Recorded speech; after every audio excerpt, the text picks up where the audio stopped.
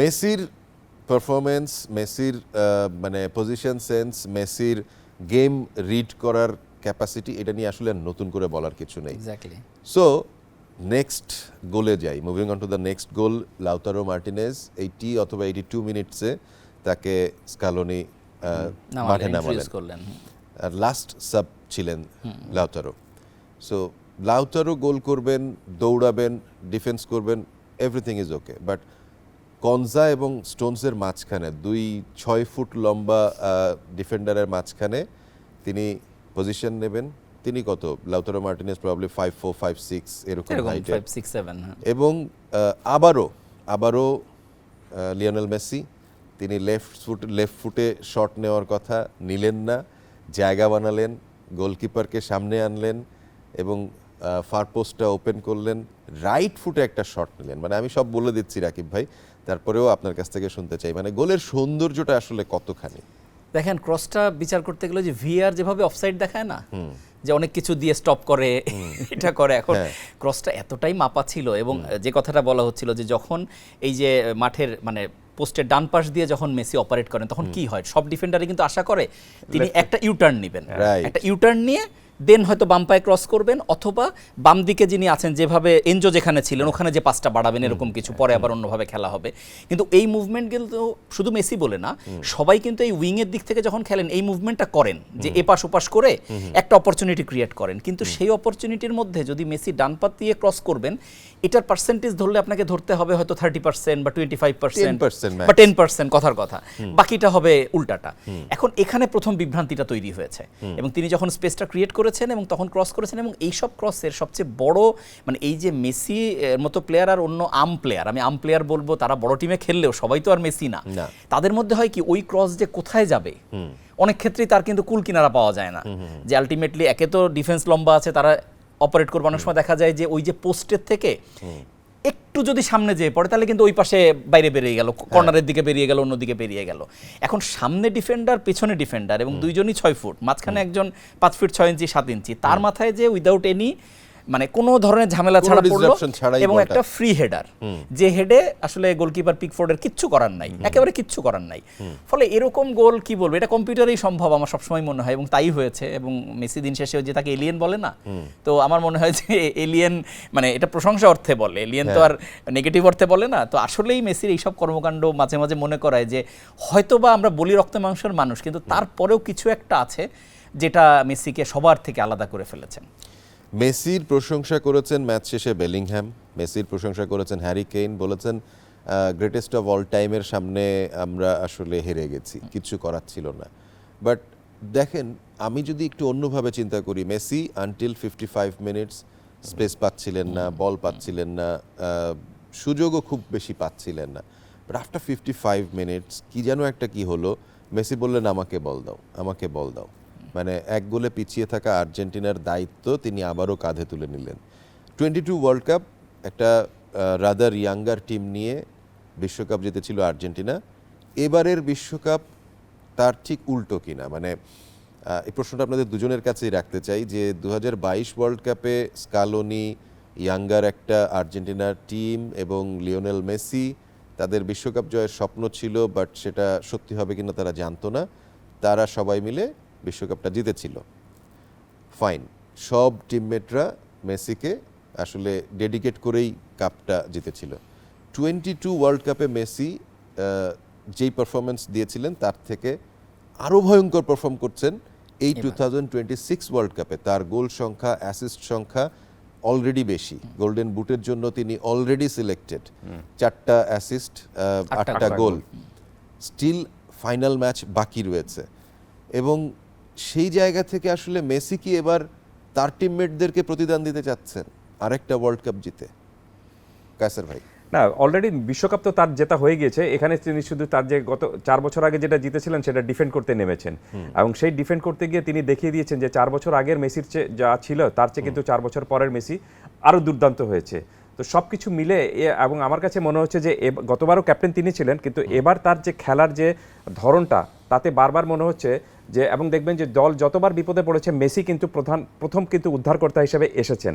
এটাকে বলে, আপনি ক্রিকেটে একটা কথা আমরা সবসময় বলে থাকি, লিডিং ফ্রম দ্য ফ্রন্ট। ঠিক একই রকমভাবে ফুটবলেও তিনি কিন্তু পুরো দলটাকে লিড করছেন।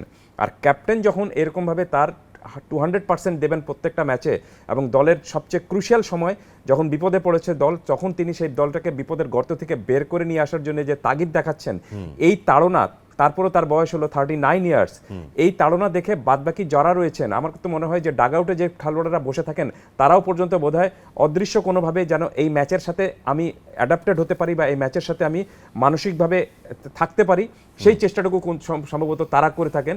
এই কারণে এই পুরো দলটার চেহারাটাই একটু অন্যরকম। আর্জেন্টিনা আসলে শুধুমাত্র 11 জনের দল না, আমি মনে করি যে আর্জেন্টিনা আসলে পুরো 23 জনেরই দল, যে 26 জনের যে দল, যে স্কোয়াডটা তারা নিয়ে এসেছে। এই কারণে আর্জেন্টিনা বিপদে পড়বে, আর্জেন্টিনা বিপদের গর্ত থেকে বের হবে, হয় মেসি বের করবেন, নাহলে আলভারেজ বের করবেন, নাহলে লাউতারো কেউ একজন বের করবেন। আর এই দলটা পুরোপুরি, মানে আমার কাছে দেখে মনে হচ্ছে যে দুটো জিনিসই, একটা হলো যে মেসি তার শিরোপা ডিফেন্ড রাখার জন্য যত ভালোভাবে তার খেলা যায় সব চেষ্টাটুকু করছেন, এবং তার কোচের এই ক্যাপ্টেনের এই চেষ্টার সঙ্গে দেখে আপনি দলের বাকি যে খেলোয়াড় যারা রয়েছেন তারাও বলছেন যে আমরা অন্তত এই ক্যাপ্টেনকে এবারও যেন ক্যাপ্টেনকে একটা ভালো কিছু উপহার দিতে পারি, এবারও যেন তাকে একটা সুন্দর একটা তার মানে ক্যারিয়ারটা নিশ্চিতভাবে তার এটা শেষ বিশ্বকাপ হবে। আমি জানি না যে তিনি আবার নতুন কোনো কি ঘোষণা দেন। আমি অবাক হব না এবং আমি তাকে দেখতে চাই। কারণটা হলো যে মেসি খেলার মানেটাই হলো যে আনন্দ নিয়ে খেলাটা। মেসির অনেক দুঃখও দেখেছি, 2014 বিশ্বকাপে ফাইনালে তার হারটা দেখেছি, তার চোখের কান্নাও দেখেছি, কিন্তু আমার কাছে মনে হচ্ছে যে তিনি যেভাবে ফুটবল খেলছেন, এই বয়সে এসে ফুটবল যেভাবে খেলছেন, তাতে ফুটবলটাকে একটা নতুন রূপ তিনি দিচ্ছেন। সো এই আনন্দ থেকে অন্তত আমি বঞ্চিত হতে চাই না। রাইট, আমি ভাই আপনাকে আরেকটু অ্যাড করে দেই আমি কোশ্চেনটার সাথে, সেটা হচ্ছে ধরেন ইউনিটি, অ্যাজ এ টিম একসাথে খেলা, মানে জান প্রাণ দিয়ে খেলা এবং হার না মানার মানসিকতা, এর পেছনে আসলে ওই যে আপনি বলছিলেন অফ এয়ারে যে আর্জেন্টিনা দলের একটা সাবানা আছে, মানে ম্যাচ জেতে হাসি আনন্দ থেকে সে কাঁদে বেশি। এই টিমটা তৈরি করার পেছনে স্কালোনি এবং মেসির আসলে সবচেয়ে বেশি গুরুত্বপূর্ণ অবদান রয়েছে কিনা? তুলনাটা একটু উইয়ার্ড, যদিও আমি এই জন্য অফেয়ারে আগে বলেছিলাম যে মানে আমরা সাবানার কথা এই জন্য বলি, বাংলা সিনেমায় তাকে কান্নাকাটি করতে দেখা গেছে অনেক, কিন্তু তিনি তো টপ নায়িকা ছিলেন। মানে বাংলাদেশে যদি হিস্ট্রিও বিচার করা হয় তিনি সেখানে আসবেন। তো তিনি যেটা করতেন, তার কান্নাকাটি, তার লড়াই সংগ্রাম দেখা হতো। আমরা স্ক্যালোনির কথা যেটা বলছি, দেখবেন তার উইনিং গোলের পরে দল যখন জিতছে তখন বাকি সবাই উল্লাস করছে, কিন্তু আমরা একটা দৃশ্য, ক্যামেরাম্যানরাও এখন বুঝে গেছে যে তাকে ধরতে হবে, তিনি চোখের পানি মোছেন। মানে তার নিজের কাছে নিজের ইমোশনটা এত অন্য টাইপের যে তিনি উল্লাস ভুলে তিনি ওটা এক ধরনের স্বস্তি অথবা তার লক্ষ্যের আরেকটু কাছে গেলাম, মানে জয়ের যে খুশির অশ্রু, হ্যাঁ এটা একটা আলাদা আবেদন আছে। তো সেই জায়গাটাই হচ্ছে ওনার ব্যাপারে বলা যায়। শাওন, আপনি বলছিলেন হচ্ছে 43 বছরের মেসিকে দেখতে চান, আমি একটু অপোজ করে আমি দেখতে চাই না। অনেকে দেখতে চায়, আমি দেখতে চাই না, বা কায়সার ভাই একটা কথা বলেন, কারণ কি আমি আসলে সেরা মেসির টেস্ট নিয়েই থাকতে চাই। রাইট, কি কারণে? আমি এমনিতেই, মানে মেসি আমাদের সবাইকে ভুল প্রমাণ করেছেন। 39 বছর বয়সে মেসি যেটা করলেন এটা কিন্তু স্বাভাবিক ঘটনা না। কারণ ভালো খেলবেন ঠিক আছে, বড় প্লেয়ার ঠিক আছে, কিন্তু আজকে তিনি গোল্ডেন বল এবং গোল্ডেন বুট দুটোরই দাবিদার এট দিস মোমেন্ট। এবং এমনকি তিনি আর্জেন্টিনা যদি চ্যাম্পিয়ন হয়, উনি যদি দুটো পুরস্কারই পান তাতেও অবাক হওয়ার কিছু নেই, কারণ গোল্ডেন বুটের হিসাবটা তো একেবারেই ক্যালকুলেশনে, যে গোল বেশি, অ্যাসিস্ট বেশি, তাকে দিতেই হবে। কিন্তু বলটা তো হচ্ছে অ্যানালাইসিস করে দেওয়া হয় যে পারফরমেন্স, ফলে দুটো তিনি পেতে পারেন। এখন এর আগে তিনি কখনো কিন্তু গোল্ডেন বুট পাননি, বল পেয়েছেন। ফলে এবার যদি সেটা হয় তাহলে মেসিরা থাকে কি? এখন আমি যখন 22-এর পরে উনি এই ঝুঁকিটা নিলেন, তখন আমার প্রথম মনে হয়েছিল যে ক্লাসের ফার্স্ট বয়ের একটা বিশাল চ্যালেঞ্জ আছে, সেটা হচ্ছে তার তো পিছিয়ে যাওয়া ছাড়া কোনো সুযোগ নেই, মানে তার তো আর উপরে যাওয়ার কিছু নেই, সে সর্বোচ্চ দ্বিতীয় হবে, তৃতীয় হবে, এরকম একটা বিষয় আছে। সেই ঝুঁকিটা কিন্তু মেসি নিয়েছেন, এবং নেয়ার পরে এখন তিনি একদমই সেইটা মানে আবার রিকভার করার, মানে সেই জায়গাটা ধরে রাখার একদম কাছাকাছি, একটা ম্যাচ বাকি স্পেন। ফলে সেটা যদি হয় তারপরে 43 পর্যন্ত আমি সেই স্বপ্নটা দেখতে চাই না, কারণ মেসি অলরেডি যা করেছেন আমাদের জন্য সারা জীবন স্মৃতিচারণের জন্য যথেষ্ট করেছেন, এটা হচ্ছে আমার ওই বিষয়ের অবস্থান।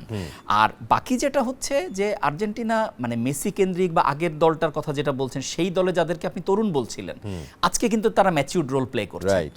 এবং সেই প্লেয়ারগুলোই শুধুমাত্র মিসিং হচ্ছে ডিমারিয়া।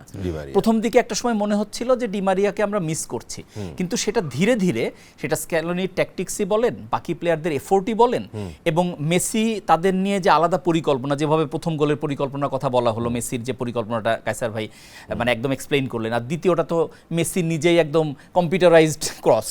সো ফলে মেসি যখন এই প্ল্যানটা করছেন তখন ডিমারিয়ার কথাও আমরা ভুলে গেছি। ফলে সবকিছু মিলে এই আর্জেন্টিনার চ্যাম্পিয়ন না হওয়ার আমি কোনো কারণ দেখি না।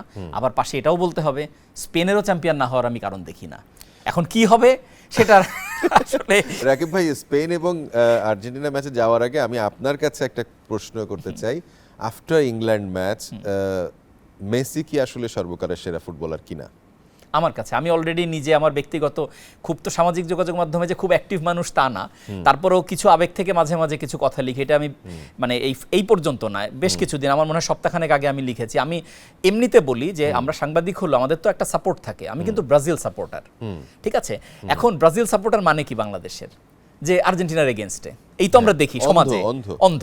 আবার আর্জেন্টিনার সাপোর্টার মানে ব্রাজিলের এগেনস্টে একটা খোঁচাখুচি হয়, একটা কথাবার্তা হয়। কিন্তু আপনি যদি একটু অ্যানালিটিক্যাল ভিউ থেকে দেখেন, তাহলে আপনি মেসির এগেনস্টে দাঁড়ানোর কোনো পয়েন্ট নাই, এবং সেই পয়েন্টটা অনেক আগের থেকেই বন্ধ হয়ে গেছে। আর মেসি যে সর্বকালের সেরা বললেন, যদি আপনি আমাকে বলেন, আমার কাছে যেমন ক্রিকেটে কিন্তু ডন ব্র্যাডম্যান সবার কাছে সর্বকালের সেরা, কিন্তু আমার কাছে না। এটা আমার একটা ব্যক্তিগত ব্যাখ্যা আছে। এখন আপনি বলবেন সচিন না অন্য কেউ, আমার কাছে হচ্ছে ভিভ রিচার্ড সবচাইতে সর্বকালের সেরা, তার একটা ব্যাখ্যা আছে আমার কাছে। ঠিক একইভাবে আমার ব্যাখ্যাটা তো আমি আমার বিচার বিশ্লেষণ আমার দেখা দিয়ে করব, শুধু স্ট্যাট দিয়ে করব না। আমি মেসিকেই সর্বকালের সেরা। আমি আপনাকে একটু হেল্প করি আপনার আর্গুমেন্টে। সেটা হচ্ছে কেউ পেনিট্রেশনে সেরা, কেউ নাম্বারসে সেরা। Messi numbers and penetration both exactly, দুই জায়গাতেই সেরা।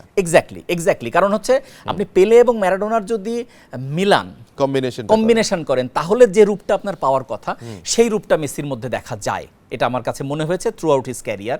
এবং শেষ কথা হচ্ছে, ম্যারাডোনাও কিন্তু তার শেষ বেলায় কিন্তু এত উজ্জ্বল পারফর্মার ছিলেন না। আপনার মনে থাকার কথা 94 বিশ্বকাপ তিনি যখন এক্সটেন্ডেড বিশ্বকাপ খেলছিলেন, এটা এক্সটেন্ডেড বিশ্বকাপ। ম্যারাডোনার লাইফ, ম্যারাডোনার ক্যারিয়ার, ম্যারাডোনার পারফরম্যান্স, এগুলোকে যদি আলাদা আলাদা করে ভাগ করা হয়, তাহলে ম্যারাডোনা বেসিক্যালি মেসির 1/3 হয়ে যাবেন। হ্যাঁ, যদি সবকিছু pie to pie, maybe it's a big মানে স্টেটমেন্ট, বাট যদি আলাদা আলাদা ভাগ করে কম্পেয়ার করা হয় মেসির সঙ্গে, তাহলে ম্যারাডোনা আসলে, আমি আর্জেন্টিনা ফ্যান, আমি মেসি ফ্যান, আমি ম্যারাডোনা ফ্যান, বাট ম্যারাডোনা মেসির 1/3 হয়ে যাবেন যদি তাকে পার্টিকুলারলি আলাদা আলাদা সেগমেন্টে ভাগ করা হয়, কম্পেয়ার করা হয়।